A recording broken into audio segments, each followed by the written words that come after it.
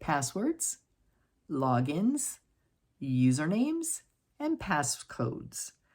That's what I want to chat with you about today, my friend, okay? And it's great to see you here on this video. Thanks for joining me. I'm Erin, and this is a Caregiver's Compass. That's the name of the channel, in case you didn't know where you were. I know you do. I'm just teasing. Anyways, this information is so important. I thought it deserved to have a video made, obviously. And I'll tell you, I wish that I had collected this information or made sure that my dad was writing down this information like he promised he would before he passed, because it would have made my life so much easier after he was gone. So yeah, a year before he passed, just to give you a little background information, he was in the hospital for like 2.5 months. And during that time, there were things I needed to take care of for him on online, emails, banking, all of that kind of stuff. So I had to get his password and information from him because I didn't know it. So I jotted it down. And then I asked him when he got home from the hospital, I said, please, please, please, here's a little book. Please keep this information, keep it updated. Because he was always changing them. Because even when I was asking him for him when he was in the hospital, he's like, oh, yeah, if that didn't work, try this one because I think I changed it. Okay. So I said, please keep this information for me, okay? So in case anything happens, I've got it. Well, a year later when he passed, I went to clean out his house and I found my little booklet and there was nothing in it. Yeah, unfortunately. So I hope that this video will help save you some of that frustration and headaches that I went through as well. And also just what prompted me to really make this video also was a friend at work, his wife suddenly passed away. And one of the first things he said when he got back to work was, I want to tell everyone or share with everyone, they need to make sure that they have that information from their loved ones. He said, I didn't know her usernames, her passwords. It needs to be written down somewhere. So even as husband and wife, don't figure they'll be able to find out or get that information, okay? Yeah, that's what he said. Luckily, he was able to figure out something, I guess, on one, and unfortunately, she used it on multiple applications, so he was able to gain access to some things. But, they tell us don't do that for just that reason, because if somebody bad gets a hold of that information, they will have the access to the same things that, your loved one does. But anyways, that's another reason why I, based on what he told me, I thought, you know what, we need to get this information out there. And also, it's not just for the loved one that you're taking care of, my friend. It's for you as well. That's what I was thinking.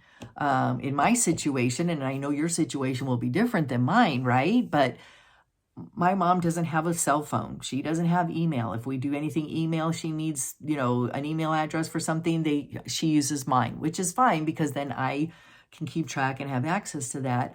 She has no social online presence at all. So I'm very lucky in that sense.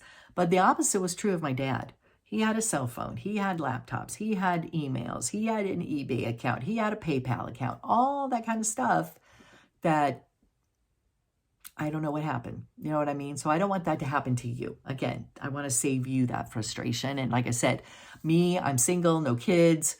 Nobody has that information. But don't take it for granted, because even Ed, my friend who is married, he didn't have that information either. So definitely we're going to get that information jotted down, and we're going to talk about that today. And probably it's not going to be long. And I just want to give you some ideas and tips and things to write down. But in a future episode, what I want to do is dive deeper into more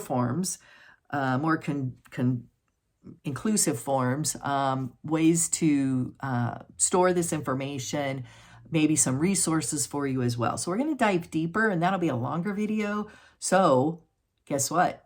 If you want to be in the know, be one of the cool kids, right? And have that information as soon as it comes out, guess what? Hit that subscribe button, my friend, right? You want to be in the know? All right, so do that. And if you get a nugget out of this, or maybe you can share this information with a friend that you know hasn't done this, do that as well. And then let me know you know how to do that. All right, so let's move on, get into the information. I told you it wasn't going to be that long. So one of the first things I want you to do is get out a pen and paper. And I'm going to wait for you to do that. Da, da, da, da, da, da, I'm just da.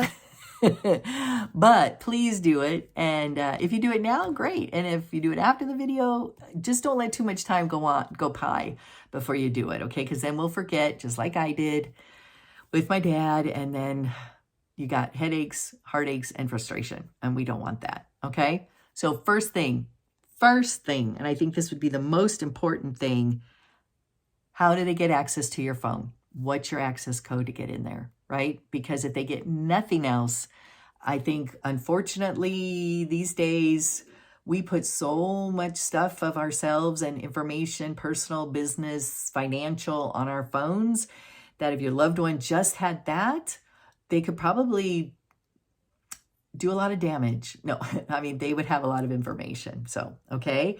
So what's that access code? Because what? Let's face it, on there, contact information, people that they might need to call after you pass, or doctor's numbers, all that kind of stuff, banking phone numbers, anything like that.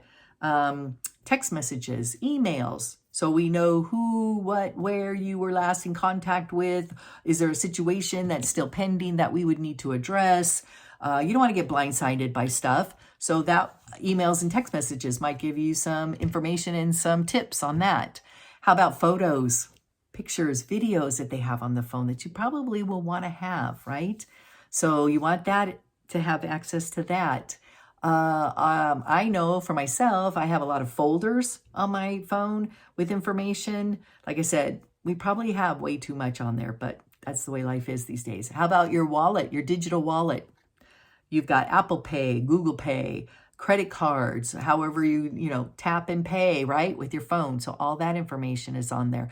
I have a PayPal credit card. And guess what?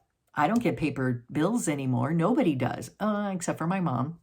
She still does, but that's fine, because then I'm in the know and I see what comes in the mail for her, because we live together, as in case you didn't know that. But a lot of people have paper, digital, electronic bills. So maybe there'll be some clues to that on the phone as well. Trying to think of what else is on our phones. I mean, way too much, but the phone, if you get nothing else, give them that information, okay?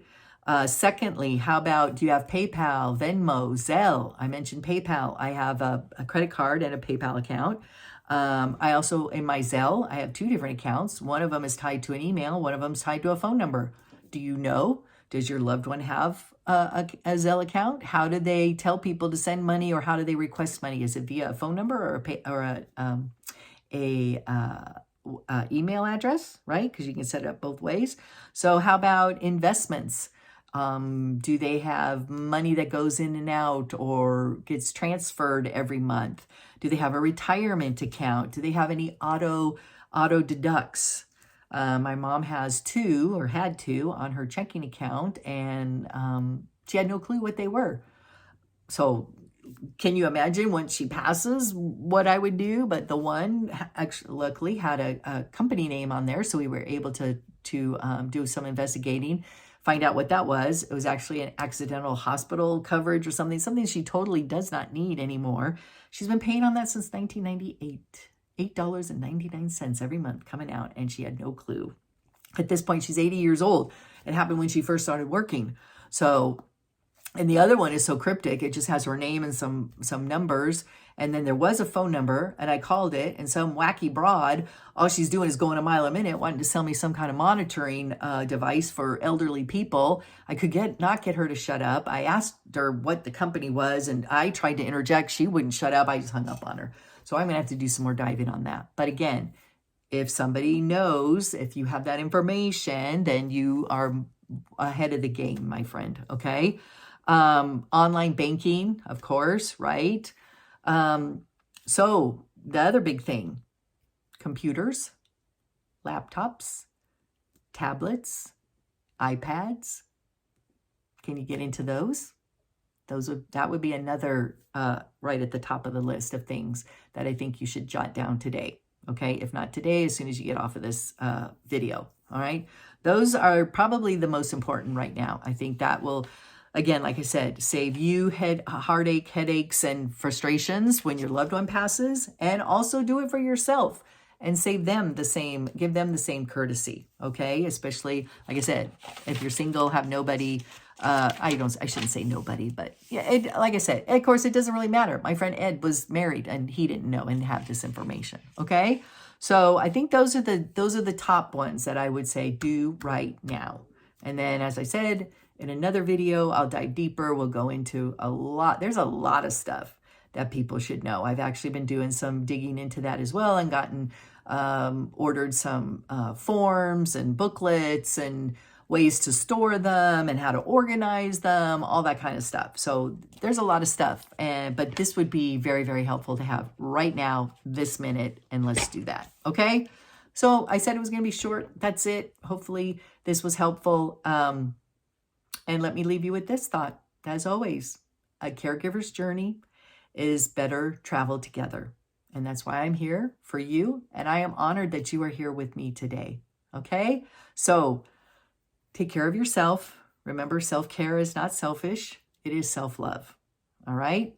And I am sending you big hugs, lots of love. My heart's kind of pathetic there, huh? It's not very good, but lots of love. All right. Until we meet again and we get together here on another video for It's a Caregiver's Compass. All right. Bye for now, my friends.